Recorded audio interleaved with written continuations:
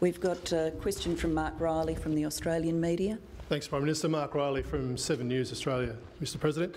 I wanted to ask you about the other rising giant of our region, India, and the Prime Minister might like to add some comments. How significant is it for the US that Australia is now considering selling uranium to India? And could you clear up for us what influence or encouragement your administration gave Australia as it made that decision? And also the decision is so India can produce clean energy.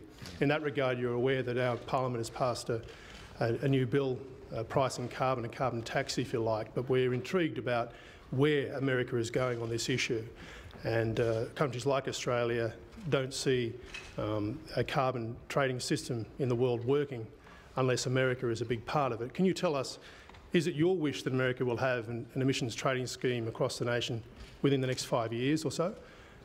How heavily do you want to see America involved in an emissions trading scheme globally, or has this become too politically hard for you? Good. Well, first of all, with respect to India, we have not had any influence, I suspect, on Australia's decision to explore what its relationship in terms of the peaceful use of nuclear energy in India might be. I suspect that you've got some pretty smart government officials here who figured out that India is a big player and that the Australia-India relationship is one that should be cultivated. So I don't think Julie or anybody else needs my advice in figuring that out. This is part of your neighborhood, and you are going to make bilateral decisions about how to move forward. I think, without wading into the details, the discussions that are currently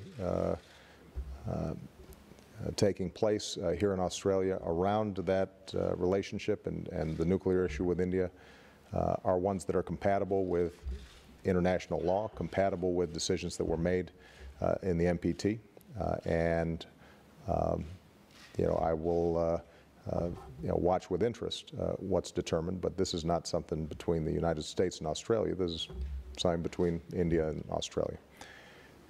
With respect to carbon emissions, I think I share the view of your Prime Minister and most scientists in the world that climate change is a real problem, and that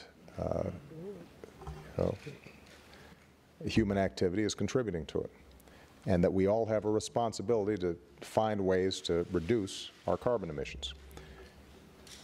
Each country is trying to figure out how to do that most effectively. Here in Australia, under the leadership of the Prime Minister, you've moved forward with a bold strategy. In the United States, although we haven't passed a what we call a cap-and-trade system, an exchange, what we have done is, for example, taken steps to double fuel efficiency standards on cars, which will have an enormous impact on removing carbon from the atmosphere. We've invested heavily in clean energy research.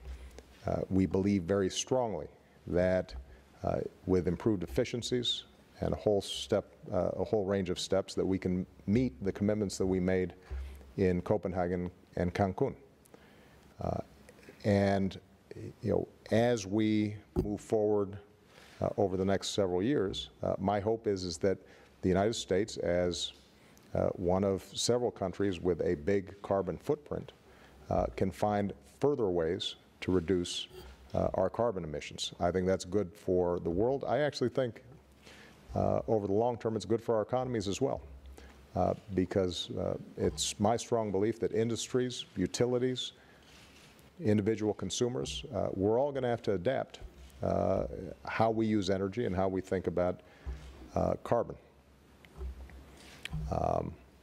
Now, another belief that I think the Prime Minister and I share is that the advanced economies can't do this alone.